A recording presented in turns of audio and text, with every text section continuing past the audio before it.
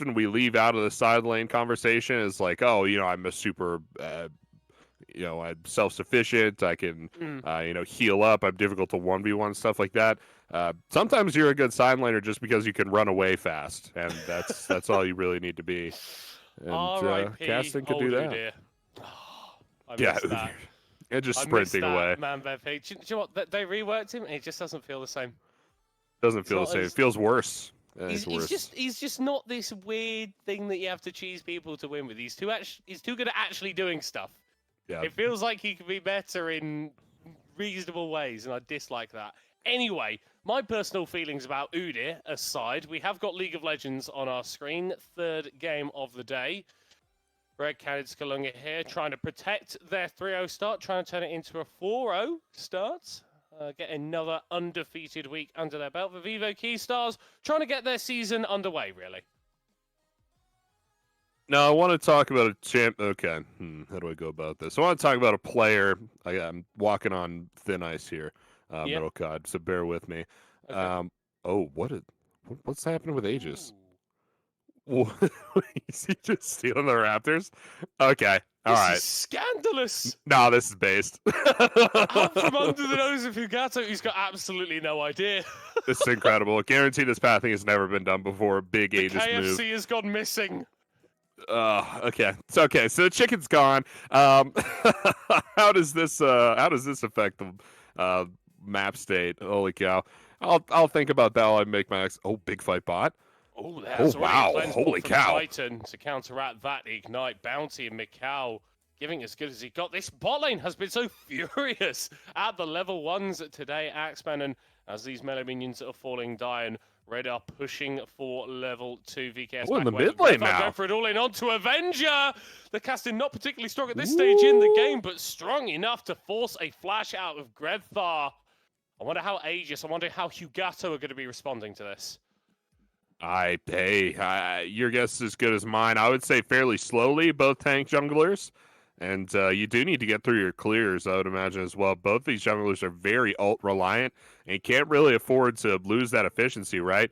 Even as I say that, Hugato just in the river, and so is Aegis. We are super slow on these ults, and that's okay. Aegis is behind him. Kinda. Yeah, he's there. He's there. Grethar can dash away, and with the time that Avenger spent in that mid lane with Aegis looking for the gank, Hugato is able to seal away at least the big chicken for himself. Aegis is going to get a little bit of popcorn, but panning down to button, it looks like there's been a decent-sized trade there as well. No one falling down, though, 3 minutes in. Yeah, I'm going to call her there, Middle Cot. I don't think stealing the Raptors for Maokai was super worth. I think that doesn't make sense. So part of the whole level 1 invade thing is you have to clear the camp efficiently by yourself. Yep. I don't know if necessarily Aegis did that. I think he did probably fine, but little fight down bot. Mikau maybe in danger. Oh, thrown into the air. Hugato is around. If anything gets a little bit too dangerous for the VK spot lane to deal with on their own flash Arctic Assault. Great reactions from Titan to get away. I was making Cam so mad last week because I kept calling it like glacial assault or something like that, and they're like, that's not the ability name. All those glacial Arctic ability names, like all the Braum vaults and everything, glacial fission It'll stuff. just like end up melding into one. Avenger Oh. has the flash, but he's not gonna use it in time. But he's to good. go down. Wait, he's fine? How does Avenger get out? I don't know. Somehow Bounty also lived there, which seems a little illegal to me if you ask me. But that was certainly a play that almost happened. Bounty actually had the ignite there. Probably could have made that play work, but nope, not going to go through for them there. So many fireworks off mid lane. You'll remember last week, Middle Cod, the Grethar game on Silas last week. I think it was game 5. Forget against who, but he was also playing Silas and went up 3-0 super early in the game, got a triple kill. So might be why we're seeing another fight. Oh my god! Oh my god! He's just trying to contest his own chickens, and apparently he's not allowed to do that. That's a first blood for Avenger. We've seen a Cassidin get fed already today, and this one is getting off to the perfect start. Oh yeah, Caston off to the races already. It's good to have gold on your Enchantress as well. So Titan is kind of laughing as that Nami comes back to him and brings all that gold back into their lane. Really, really solid start from Red. And here's that replay for you. Hugato's dancing in the bush at the start of this, right? And if you're the coach, if you're coaching Hugato, you're shaking your head, man. You're gonna sit there dancing in a bush for like 2 minutes, walk out of the bush, and die instantly. What are you doing? What? There's something clearly you misunderstood this play at some level. Yeah, much was clear to me anyway. Yeah, it doesn't feel like that was on the PowerPoint presentation to like get ready. So what you're going to want to do is you're going to want to stand still and then do nothing and then die. Yep. Pretty sure that's not part of the game plan, but I don't think that game plan, whatever it may be, is completely out the window for Vivo Keystars, right? Yes, it's a bit of a silly way to lose an advantage, and to give a first blood over to a Castin is definitely not great. But hey, Guigod maybe in the top lane, already getting a pretty sizable CS lead. I would say so. He's got the call in the inventory as well, right? So really helping him with that tempo. That's a T word we use. Dragon's up. Dragon's walking out. Are they going to take this one at 6 minutes? Surely not. No way, right? Hugato's going to solo it up? Come on now. This is going to take a while. It will take a while, yeah. And I don't think Aegis is going to check either. So this will likely just go down to VKS. And, yeah, everyone's going to rotate over, help them out a little bit now. And a free little early dragon for them there at 7 minutes. Yeah, and like you said, free. Like, it's because of the timing, it's not like there's a herald that can be taken away, or even really any turret plates that can fall in the advantage of Red. So yeah, absolutely a free Drake. And hey, that's one of the ways that VKS weren't out of this game. No objectives going against them, and now they've got them for themselves. That ability haste, that attack speed from the Hextech Drake, going to be very, very beneficial, especially on that Fiora. Certainly here, and a lot of that dragon, I think, goes up to the build path we're talking about. Mikau goes for the reset on Serrated Dirk, which is a very early reset for that bot lane. On the flip side, looks like Titan, I don't know how many waves he took in a row, but that first reset, he got a Sheen and a Caulfield's Warhammer on that first back. So he was out there for a while, hitting the minions, and I think that did allow that dragon to go over to Keystars there. And yeah, it's kind of interesting. We don't see too much Ezreal, so that relationship was not one I was super aware of, and VKS called it better than I would have. But Red have called this play around the Herald better than Vivo Keystars for now, and so we are going to be having the teams going even in terms of the early game objectives, and this is what you can do when you've got that Ezreal, right? The Nami of Curie can be a bit more active on the map because this guy's under no pressure at all in bot lane. No real pressure between the two bot laners. I think you're just trying to... Oh, big fight mid lane.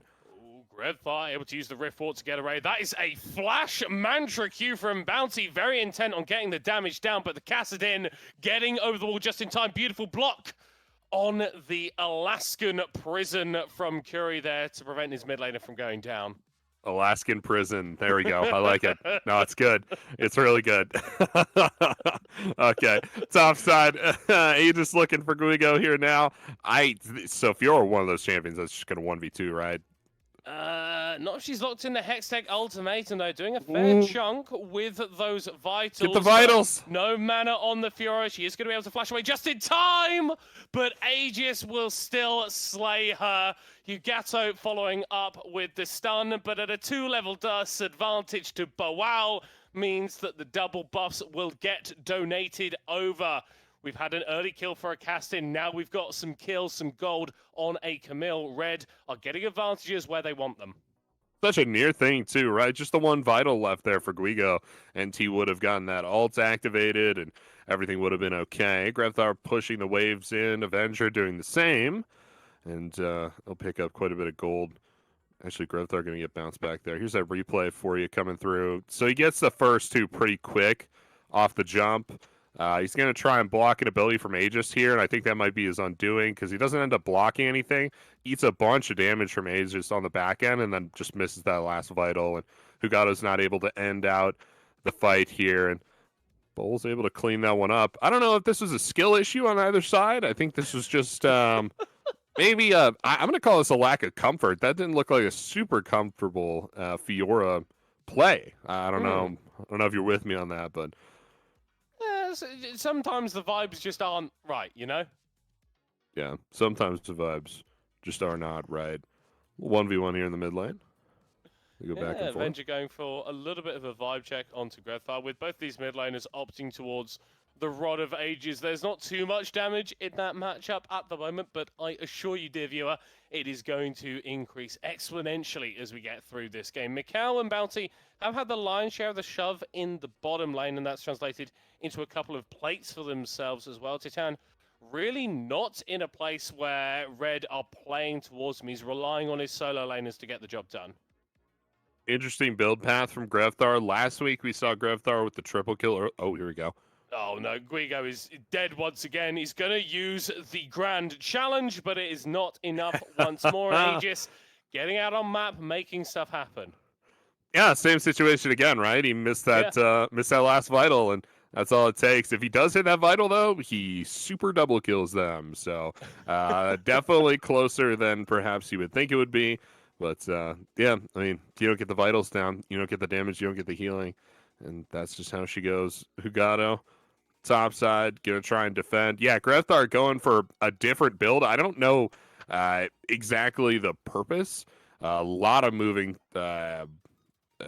targets, I guess, with the Silas builds. But last week he built Crown and built the MR boots. This week he's got Boots of Lucidity and he's going to Rod. So not really sure what changed up that build for him, but I guess last week was just not fun for him. He definitely built super defensively last week. That's what I will say about that build. And this one maybe looks a little bit more, I don't want to say damage focused, but there's a little more damage here.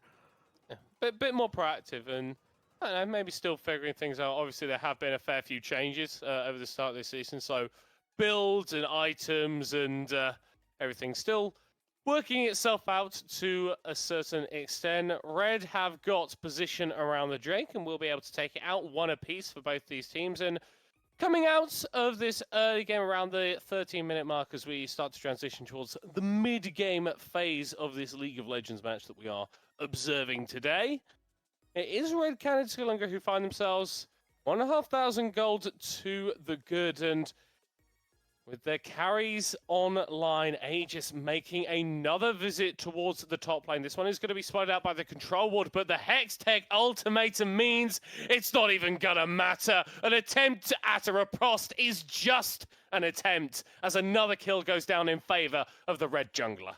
Man, oh man, I feel like I'm just caught in a loop or something like that. It's the third time it's happened now here, Middle COD. You go and drop the grand challenge and die with just one vital left remaining. Aegis at this point just collecting the free money from top lane, and there's nothing that Guigo could do about it. I think the first time it was lack of comfort. I think second time, why would Aegis be there a second time? Third time, you just leave, man. Go for the grand challenge. Don't be there anymore. Yeah, just wait out the Hex Tech ultimatum and then just walk out. I don't know. I think you just have to assume he's there.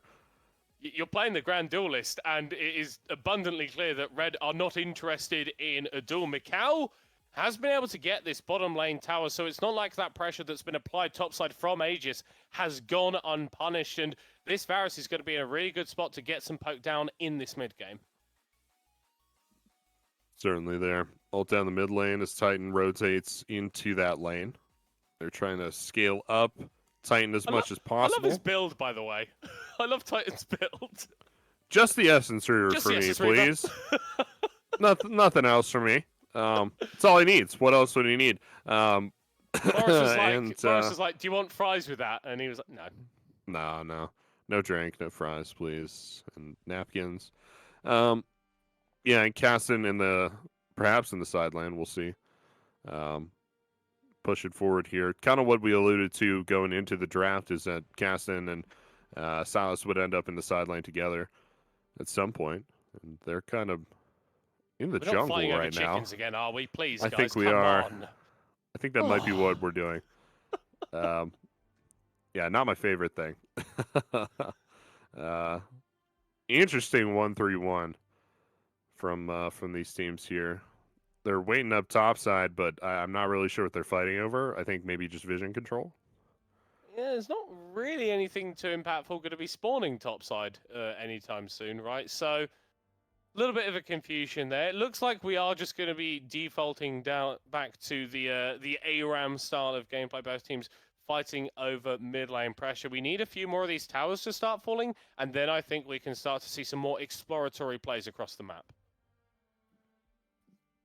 That seems all right to me. They're going to look to force down top lane turret here as the bottom lane camp or the bottom side jungle camps fall. And I'm not too sure what to make of it. It's a very close game here, I would say. Middlecon. Oh, this will be the fight, surely.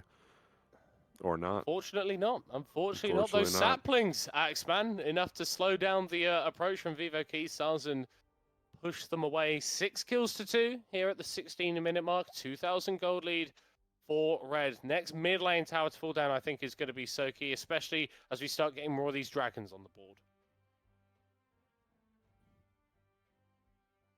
Yeah, getting a few more of the dragons up. Just a minute there.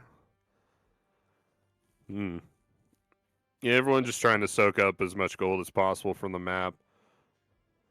Avenger maybe goes to the fight here. The turret's right there is the issue, and I think Grefthar just walks out. And not quite reached boiling point on the side lane just yet. A single item for the casted, and Avenger knows that as long as his Nexus is still standing and time is still ticking, then he's getting stronger and stronger. I'm intrigued that Red aren't pressuring a little bit harder onto that mid lane tower. They are able to now get the rotation into the river, but if the Vivo Keystars feel like they want to, they can just push this mid lane straight back out again, and no one will have gained a decisive advantage.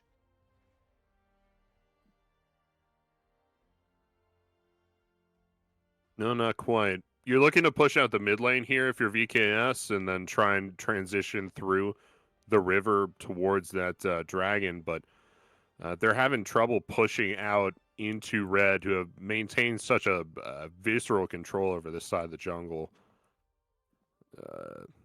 Yeah, I think they just take that dragon down for free. There's no real way for VKS to push in here, unfortunately. You see that they've acknowledged that. They've not committed the sin of just standing in the river watching Red take the dragon. Grefthar did go up towards that top lane. Has actually forced a response TP from Avenger with the pressure that he was putting down onto that tower. I wonder if that's a tool that Vivo Keystars are going to use in the next few minutes to find a fight in their favor. It's an interesting point there, yeah. Rift Herald dropped down the bot side, and they're going to try and take that. The response is coming through, though. This might be the rare opportunity to fight. But really, I think we're watching two very late-game focused teams kind of make their way through the mid-game and navigate it, not necessarily expertly, but very carefully. No one really sticking their necks out or anything like that. The teleport up topside to block Grefthar from taking that turret is interesting, but once again, the resource, I'm not sure when you would use that again. It's all in the mid lane. Hugato. There we go. Trying to catch out Titan, but like this guy, he's still got cleanse, he's still got flash available. This is why it's so difficult to make plays onto the Ezreal. There's so much innate safety in that kit. It really is, right? And that's something Hugato's had to deal with basically the whole game long, is that there isn't a good lane for him to gank in this game, right? Everybody post 6 is so incredibly safe. It's difficult for Hugato to get onto anyone. Really, the big gank focus we saw in the early game was Hugato with the flash Alaskan attack down the bot lane, and even that didn't connect, right? I mean, they were able to dodge that too. So he's been in a difficult state so far. Baron is nearly something that these teams are going to be thinking about, as that's spawning in 10 seconds time. And I'm intrigued to see how Red are going to respond to that, because as the team in the advantage with the gold lead, traditionally it is going to be you deciding what is going on around that Baron pit, and they've shown they're very, very willing to choke out one side of the jungle and prevent VKS from being able to move into an area like we just saw with that Infernal Drake a few minutes ago. Certainly there. And one of the slower games I think we've seen so far this split middle con, maybe even the slowest. Give you a little fight here. We're playing with a lot of late game, like we mentioned, and a lot of range there too, right? Everybody fighting from incredible range. It makes it difficult to get onto the carries, makes it difficult to initiate a fight. But kind of credit to both these teams. This is what good League of Legends looks like, right? It's not action all the time, maximum kills and deaths like you watch in like a silver game or something like that. It is pretty slow like this, so this is a better League of Legends. And I think it's benefiting Red, right? Because these side lanes are gradually going in their favor. We've seen that actually both of these side lane towers have now fallen in favor of Red, and that mid lane tower is incredibly low. Off this reset, it looks like Titan is going to have the opportunity to not quite take it down, but take it increasingly low. And once that falls out, the split push ability of Red is going to go absolutely through the roof. Yeah, you open the map up wide and really opens up what you can do on Summoner's Rift once you take down that middle outer turret. And yeah, they will get it there, the minions. So that does increase their options here. I think Grefthar does get this top lane turret. I don't know if Avenger can stop him this go around. Yeah, I mean, the Cassin does have 2 items now, so is in a pretty strong position, but is it going to be strong enough to stop a potential dive? We're not going to have to find out because Aegis was there, as he has been so consistently this game, right where he needed to be. Not only has he been a part of 5 out of Red Cannon's Galunga's 6 kills, but he's also managed to get a pretty hefty CS lead on Hugato. Yeah, nice little CS lead there. And wonder how much those early Raptors played into that CS lead. I think that was, to me, still maybe a little bit troll, but he does have the CS lead, so, what can you say, really? Oh, they're taking the camps from him now. Yeah, I think you were right about this benefiting Red. They are super accelerated. Even you look at just the item differential between different lane matchups, and it is all Red favored, so maybe it should be VKS forcing the issue, and they're just not doing it, but Red is going to be incredibly strong the next time they do meet. I mean, that stolen Maokai may allowed Vivo Keystars to be a little bit more proactive. It's such an important zoning tool around these objective fights, and with this Infernal potentially spelling an opportunity at Soul Point for Red in 5 minutes' time, if they're able to pick it up and take this fight, I think VKS are going to be heavily incentivized to commit resources here. Avenger trying to engineer a flank, a little bit of poke going down onto VKS as Boao is going to be forced into the main group. They haven't spotted Avenger. He's waiting over the wall. He is going to go over. That's the Drake going in favor of Red. Soul Point in 5 minutes. Do they want to go for the fight? Avenger going over the wall, going back and back again. But ultimately, Red decides that kill onto Bounty is the only one that they need. Yeah, and one more dragon goes over to Red there. Great play from Avenger. He ate the grand challenge, ate that Fiora ultimate, and just kind of back over the wall, right? Said, okay, cool. Yeah, you're not going to get to proc this. And eventually came back, dealt some more damage, and that was his whole role in that fight. And he did everything perfectly that he needed to do. They get that dragon down and walk back out. Kind of the same old story of this game, right? Minimal combat, just continuing to scale up effectively. And that is what you need to do when you have the Camille and the Cassidin and the Ezreal.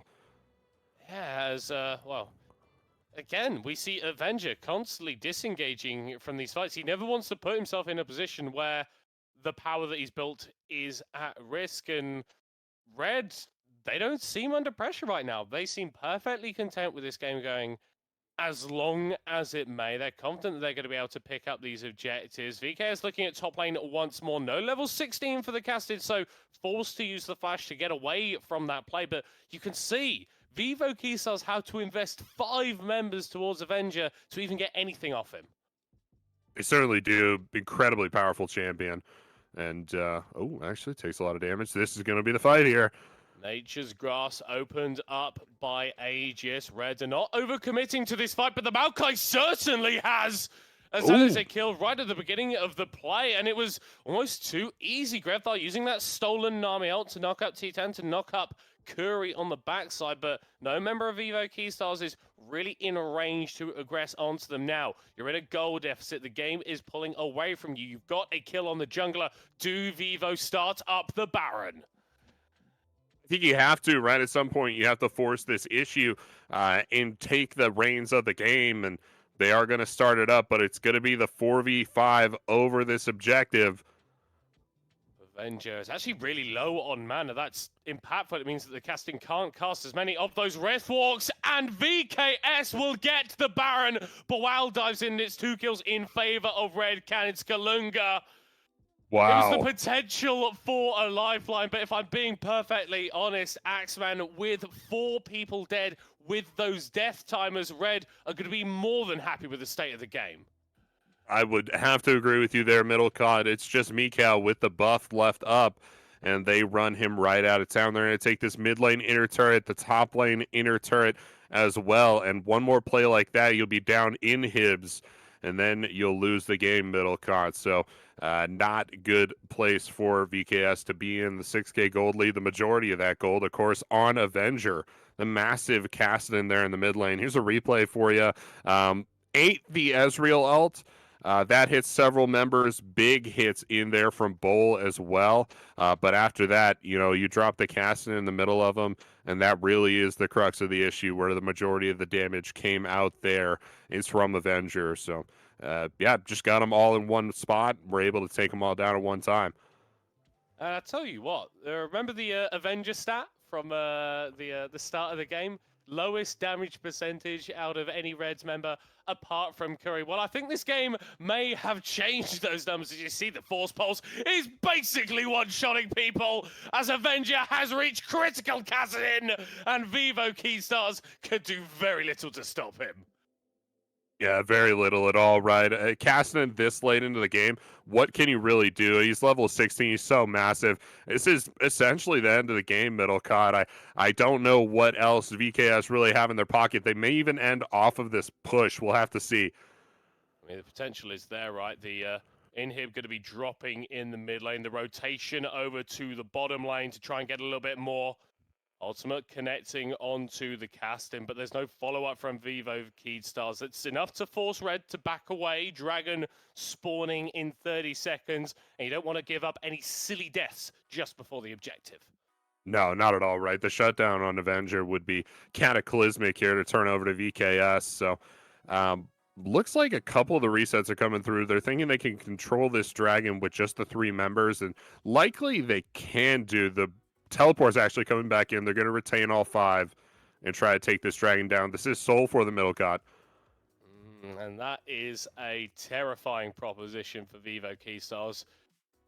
That Baron power play, minus 3,000 gold, not great reading, as Red are going for the play. They've already got 1 kill. Bounty going to be picked off. Aegis with that one. Bawal going to be rooted there as Avenger is forced back, and Red are not overcommitting, but Baul is diving into the backline, and Avenger is avenging all over Vivo Keystars. A triple kill for the Red mid laner. They're going to run it down mid and take down that Nexus. Oh, it's just so textbook from top to bottom here, Middle Cod. That's an incredible play for him there. Waiting out the game, getting the level 16 Cassidin, and then forcing objectives, forcing down the Nexus. This is a really, really good League of Legends from Red. I can't wait to see this in the later stages of this season. But also, I would take this performance to international competition. That was a really great game. Oh my word, and you see that from Aegis. The members of Reds holding their shirts up.